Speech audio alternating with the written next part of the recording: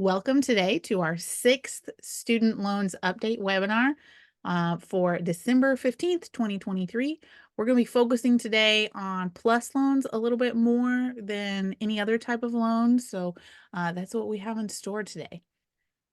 My name is Andrew Pellegrini, and I run the Student Money Management Center for the entire University of Illinois system. And I am joined today by my colleague, Nikki in IDFPR. Nikki, do you want to introduce yourself? My name is Nikki Jinkalo-Shanks. I am the Director of Policy for the Division of Banking within IDFPR. Thank you, Nikki. We also have a poll today, but we're going to skip the poll just so we can get focused on the objectives of today's experience. All right, so we are going to, as I said earlier, focus on the differences between direct plus loans. There's direct grad plus loans and direct parent plus loans. So we're going to talk a little bit about some of the unique features of them. We're going to explain some of the limitations of loan benefits specifically for parent plus loans since they are so unique.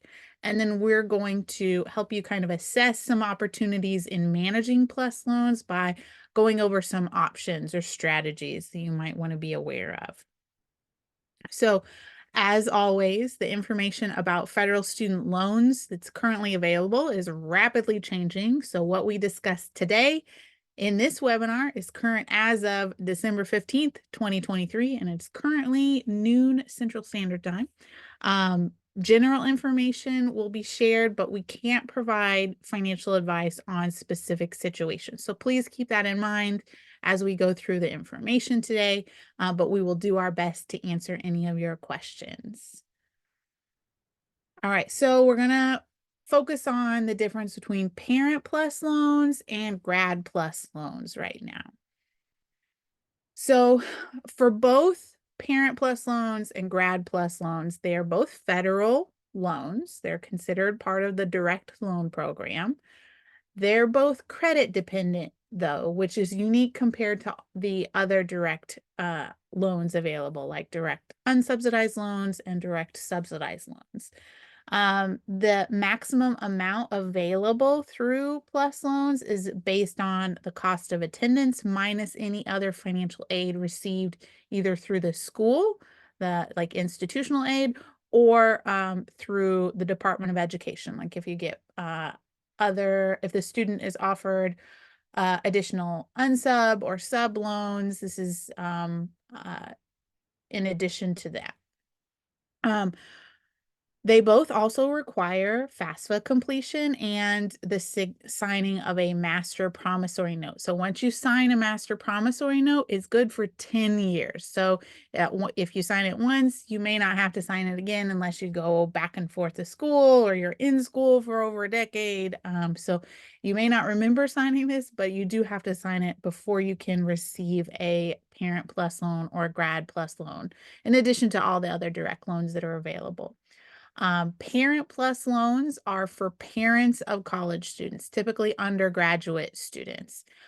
There are only 3 repayment options, which we'll repeat several times for parent plus loans: standard, graduated, or extended.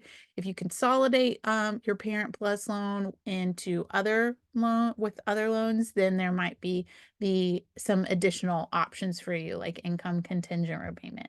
But off the bat, you only have 3 options for parent plus repayment. Grad plus repayment or grad plus loans are available for graduate or professional students at accredited universities. And you're able to use all federal repayment options that the borrower is eligible for. So that includes all income-driven repayment plans, as well as the standard and graduated and extended plans. So, just to give you a little bit of an idea of the scope of Parent Plus loans, as of the fourth quarter of 2022, there were 3.7 million Parent Plus borrowers that had a total debt load of $108.5 billion. So, in the grand scheme of the over $3 trillion worth of student loan debt that's out there, it's a very small percentage, but it still impacts 3.7 million people.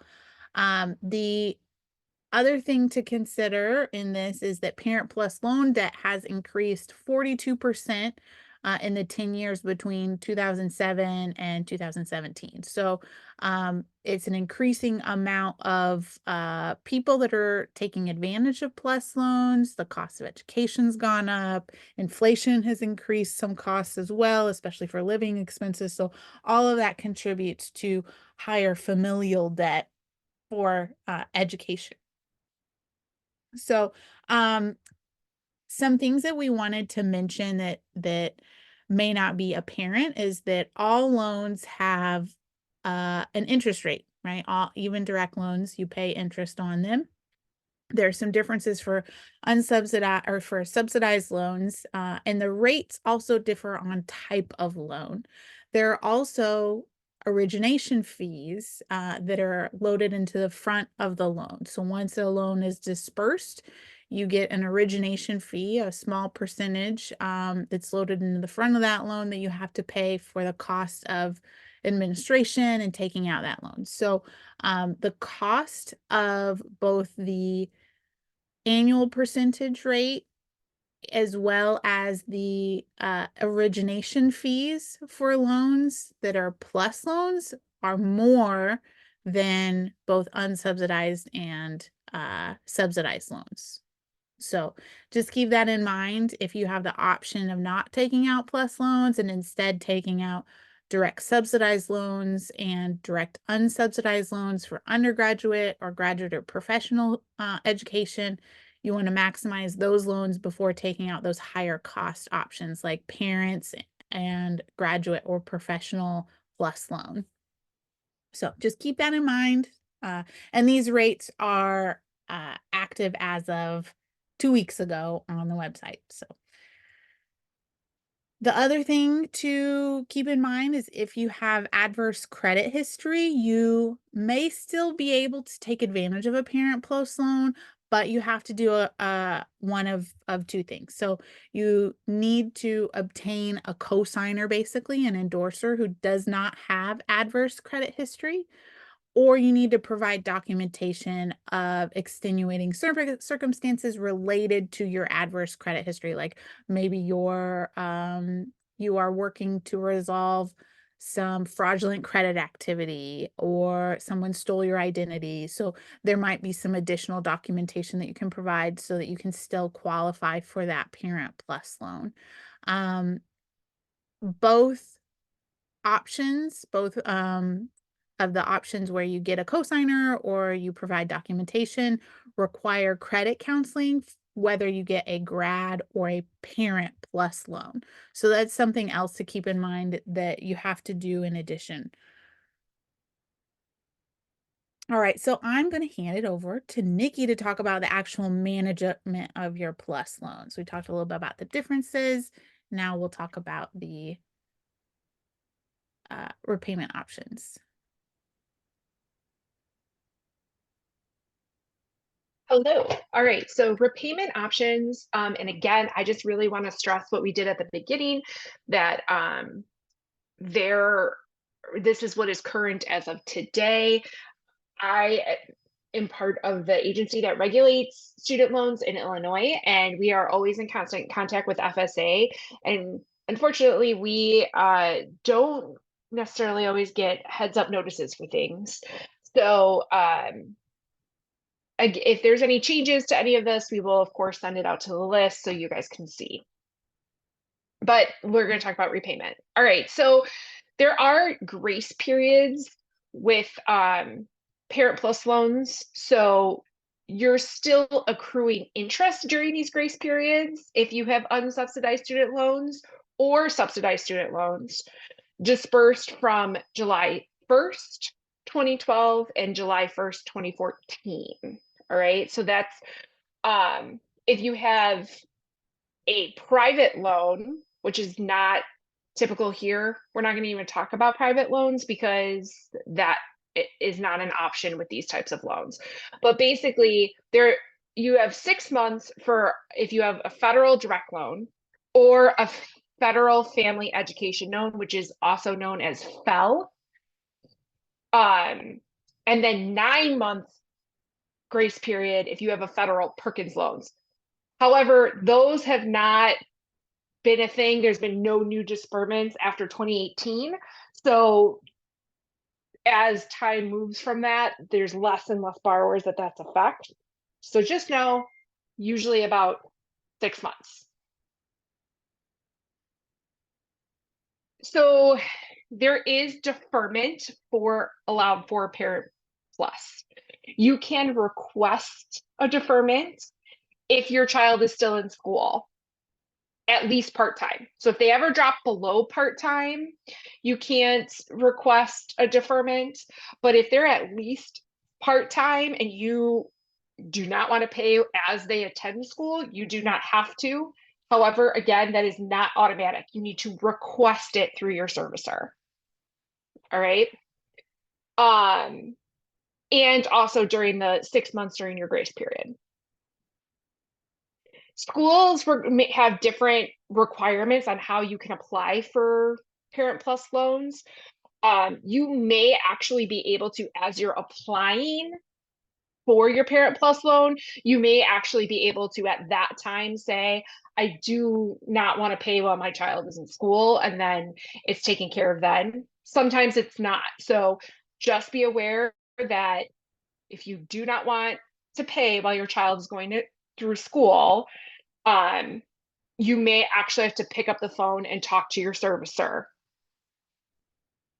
And just remember, even though it's deferred, so your payments aren't due, your interest is still accruing during deferment. So your loan will still grow due to the interest.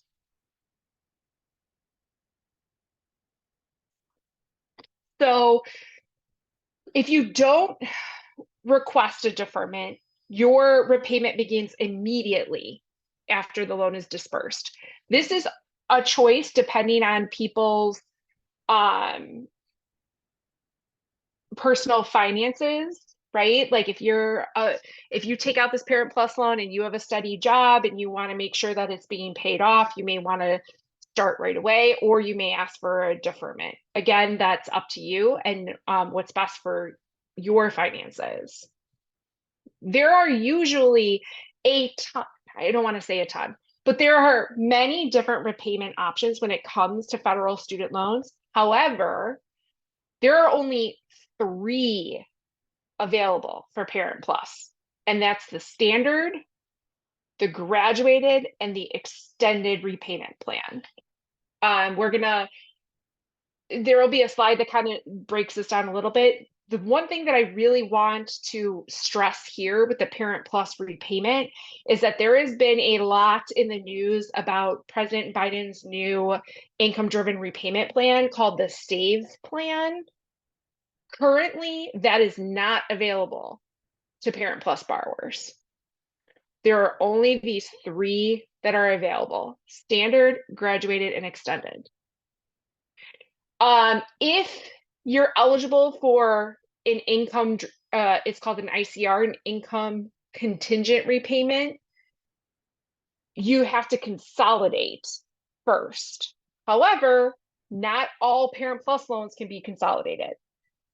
Also, an ICR plan is based off of your income size, the size of your income. So you may not qualify for that particular case anyway. So the difference for grad school deferment is that if you take out your Grad Plus loan, again, while you're enrolled at least part-time, and during that 6-month grace period, your loans are in deferment, but your interest is going to accrue on your unsubsidized and plus loans during that deferment. That part stays the same as a Parent Plus. However, this is the big difference between these plus loans. A Grad Plus loan has all of these repayment options. Okay, the Parent Plus loans only have those top 3, but Grad Plus is available for all of them. Andrew and I did a in-depth webinar about repayment plans It was our August update webinar, and we're gonna put that link in the chat. But so if you want to know the differences between these a little bit more in depth, you could check that webinar out. But just know that depending on the type of plus loan you have, that it also can affect what type of repayment plan you're able to have. So there are some forgiveness options for Parent Plus. I'm going to quickly talk about the first three that because these are very specific cases. So if your school ends up closing before your student can actually finish their program, so this again, rare, but can happen if they lose accreditation or something like that, then you could get forgiveness. False certification of the loan by the school. So again, rare, but can happen. The other thing would be if the student decided to withdraw from school, but the school didn't refund the loan if that's required. So again, those top three, very specific cases. Another forgiveness option is if you are in repayment for 25 years on a direct consolidation loan under that income contingent repayment plan. That is, again, something that you have to qualify for. Okay, but if you do, then you pay for 25 years and then the rest would be forgiven.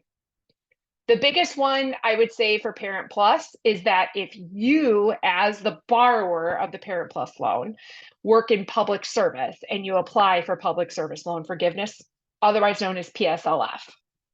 Again, this is you, not your child. So I'm going to talk a little bit because there are concerns for consolidation if you're seeking public service loan forgiveness. Usually, you have to consolidate your Parent Plus loan into a direct consolidation loan for PSLF and for IDR, actually, but in this case, PSLF. When you do that, typically your payment counts would start again at 1.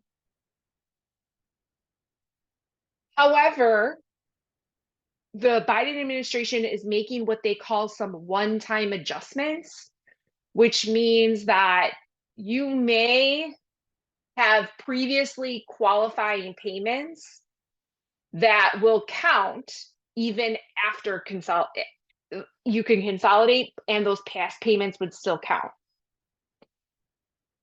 However, we have been told that this is going to only happen till the end of 2023.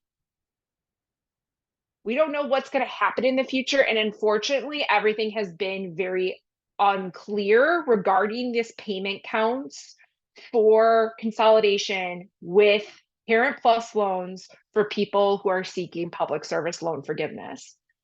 So I wish I had better answers to give you or something that's clearer, but what I can tell you is that if you are a Parent Plus borrower and you work currently in public service loan forgiveness, I would highly recommend that you reach out to your servicer, that you look on the website and read in depth and see if this is something that can help you. We just always caution with Parent Plus borrowers that sometimes people are quick to consolidate and then they don't realize their payment may restart at 1 and there's confusion. So just make sure that anything you do, you are making sure it works for you in your particular situation and that you are reaching out before you just consolidate something before we know if that's the right option for you.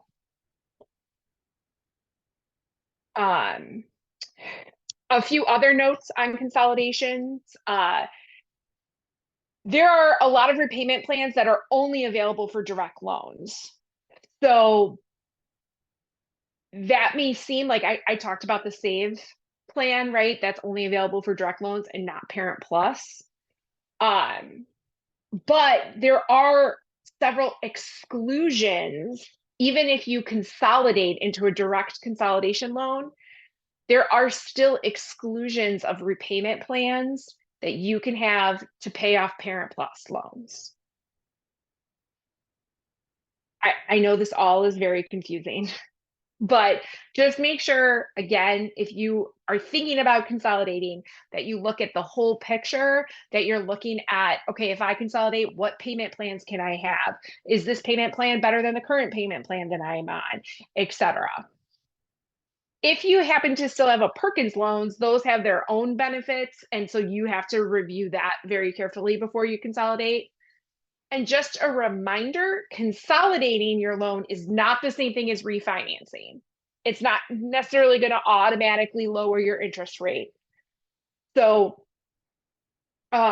we also talked about this in a previous webinar. So I know Andrea will, when we send out the link to this webinar, it takes you to your our YouTube page that has all of our old info on there for you,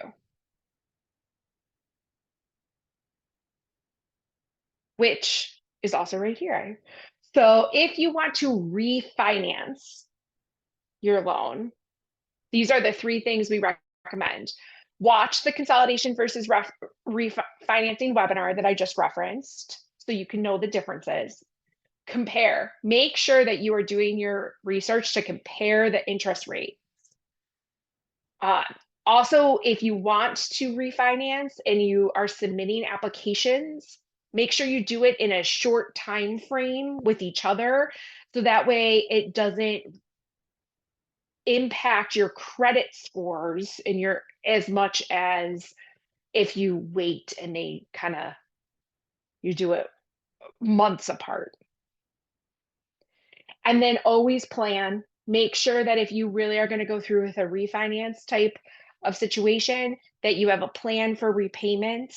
The private refinance loans may have better interest rates than the federal loans, but they also typically have less repayment flexibility. So again, that's something that is very personal about what you decide to do. Um, and just one other thing I want to make clear. So refinancing is typically done only with private loans.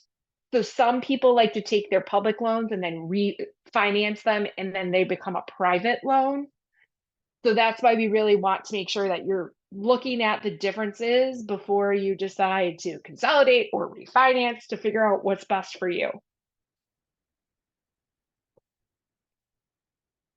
I'm going to pass back over to Andrea because there are a few quirks with Parent Plus loans that we just want to make sure that you guys are aware of Thank when you, it Nikki. comes to, yeah, sorry. It's okay. So, as you've kind of guessed, if you have loans, if you've had to make any decisions about your education, debt, usually you have a family that you're dealing with. You have parents that might be helping you in some way. If you are a Parent Plus borrower, you're helping your child. If you're a Grad Plus borrower, you might have a spouse that you're working with. So in most cases, you have a group of people that are making decisions about how to navigate the repayment of the debt. But we wanted to kind of address some of the communication aspects of this. Not all, for example, we've had some situations where Parent Plus loan borrowers were on the same page as their student as far as who was actually going to make the payments when the student graduates. So it's important that you're addressing clearly and regularly checking in on who's going to pay what, both now and later. It's really, really important to not avoid talking about commitments, right? So a lot can change while a student is completing a degree. For example, undergraduate degrees usually take 4 or 5, sometimes 6 years to complete, and a lot can change in your finances or the finances of the entire family throughout that period. There's a lot of ups and downs that can happen, income volatility, especially for a variety of adult workers, is just kind of rampant in the United States. So it's important to like keep that in mind when you're thinking about how to communicate financial responsibilities that um, the entire group or family has committed to. And it's really important to check in about what the current financial responsibilities are and see if the previous plan is still going to be able to be implemented, right, when the student graduates or now, right? We're going through this transition. Inflation is kind of crazy right now. Costs are just kind of all over the place, and so many borrowers are going back into repayment after not having to make payments for so long. So it's really important and valuable to have those conversations about responsibilities. We did want to know that Parent Plus loans cannot legally be transferred to the student, but that doesn't mean that internal family agreements aren't being made. So that's why we wanted to talk about communication, because it might be that you as a parent took out a Parent Plus loan because your student said, I will make the payments when I graduate. If you can just help me out over this hurdle. Even though you can't legally transfer that to the student, it's important that you're aware of what the commitment level is on the student's part and what they're capable of doing, as well as what you're capable of committing to as well. So just keep those communication doors open, check in as much as you can. And that will also help you understand like what your options are for repayment as well, right? It's not just what legal options you have or what's available on the website, but also kind of what you've committed to as a group, as a family, as a team. All right, so we like to end these webinars with some action items. If you are currently a Direct Plus borrower and you're interested in public service loan forgiveness and you've been thinking about direct consolidation, please apply by the end of the year. There are a lot of changes in place, and so we don't know what it's going to look like next year. So until we get more information, this is what we're suggesting to people that have been thinking about consolidation, are currently a plus borrower, and could use some of the benefits of IDR cancellation, repayment counts still being counted prior to consolidation, or people seeking PSLF. If you are looking to just simplify your repayment of plus loans and maybe you got other loans going on, you want to consider what the differences are between consolidation and refinancing. We've talked a lot about how they are different things. Consolidation loan is still a federal loan. So you still have some repayment flexibility with regard to deferment, forbearance, and cancellation, those kinds of things. The other thing is with refinancing, though, you may be able to lower your rate. And so if you have a small balance amount, or if you make a lot of money, you can't qualify for income driven repayment plans, it may be a better fiscal option for you to consider refinancing if you have a plan for repayment, if you're solid with all your other personal finances. So those are things that you have to consider for yourself. But that's kind of an action item that you can take advantage of while we're wrapping up the end of the year, right? And reflecting on what our options are for finances.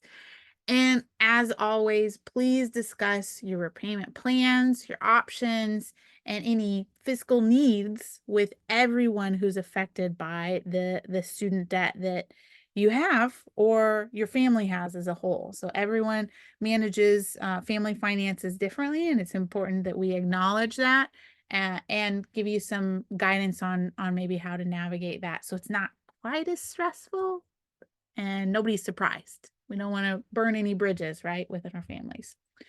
All right, so you can stay in contact with us through a variety of means. We've emailed you. You can reach out that way. If you have any questions, though, we will stick around for a while and we'll try to answer those questions. But if you do have to log off or go eat lunch, you are welcome to do so. So I think we have a Q&A. All right, so Do loan servicers have a uniform way to compound the interest and add it to the loan balance, accruing new interest? Do you want me to take a first stab at this, Nikki, or do you want to do it yourself? You go ahead, kick it off, and then I'll jump Okay. in. All right. So, from what I understand, loan servicers may compound the interest in different ways. But generally, from what I have seen, and I'm not a regulator, Nikki works with regulators, the if you have multiple loans that go to the same servicer, they're going to use a weighted average of that interest rate to apply to the loan and compound the interest. So that's one way to think of it. If you have loans going to different servicers, they will possibly have different interest rates if they were dispersed at different times. And so that's also going to impact how the interest compounds or is added to the balance of the loan. Nikki, would you like to elaborate? My short answer is going to be no. um, they the federal loan servicers do have things that they're all the interest rates and everything is listed on websites, and then that's how it's added. Typically, it's just that there's a lot of asterisks that go along with that. Um, this is definitely something that if you do decide to consolidate or refinance, whatever it might be, I would specifically ask because they should be able to answer that question in Well, that moment on what those interest rates are. yeah. And with the when you consolidate, part of the consolidation process is they also use a weighted average of what your current interest rates are. But it's never going to exceed the 8.25%, Nikki, I think. Correct. Yeah. Correct. So there'll be a cap, but most of the interest rates have been below that.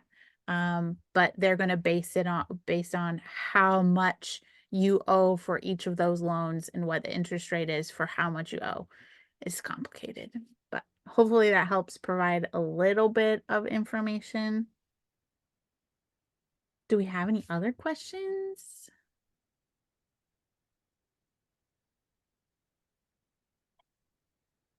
Well, while people are thinking, if you do have questions later, or you're not comfortable asking, you can always email studentmoney@uillinois.edu. We can try to get you an answer or at least give you some information so you can form your own answer based on your individual situation.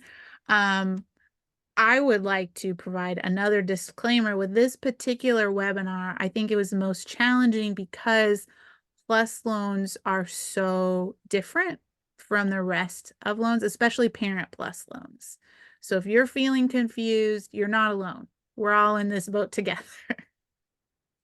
Yeah, Parent Plus loans, particularly throughout the pandemic with the payment pauses and different programs that have been launched, it's just been very challenging because um, the stats that Andrea talked about in the beginning, it is a lot of people that have Parent Plus loans, but given the scope of who has loans, it's one of the smaller groups.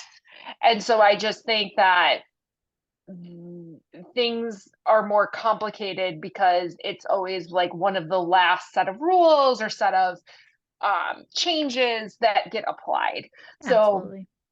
if you have Parent Plus loans or you're thinking about taking one out for your kid or whoever, you just do not be afraid to ask a ton of questions with the servicer so you know all of your choices, because this in particular Parent Plus, I personally believe are the most confusing types of loans for they're the most confusing types of student loans in my opinion. I agree. I agree. We have another question. Regular student loans are set up so that interest payments are tax deductible. Are Parent Plus loans also set up like this? I realized I'm shaking my head and no one can see me. Um, I'm gonna double check that, but I do not think that they are tax deductible, but They let me should be, Nikki, they should they I'm should. sorry. They should be. Yes. So typically you'll get a I think it's a 1099 interest form that you can use to deduct that from your tax liability when you go to file your taxes. A lot of people like you have to itemize in order to get those tax deductions. So it's important to think about like what your overall tax plan is with your income to take advantage of that. But that's a good question if you are someone that itemizes um and what benefit that provides to you. But you'll get a 109 I think it's a 1099 interest INT. It might be a 1098. Um in order to file that with your taxes. Hopefully that helps. And I apologize, my regulator brain is always like, "Well, yes, but." So, and for the most part, absolutely. And we can double check that for when we send this recording out after it's captioned. All right. Any other good questions? Had some good ones.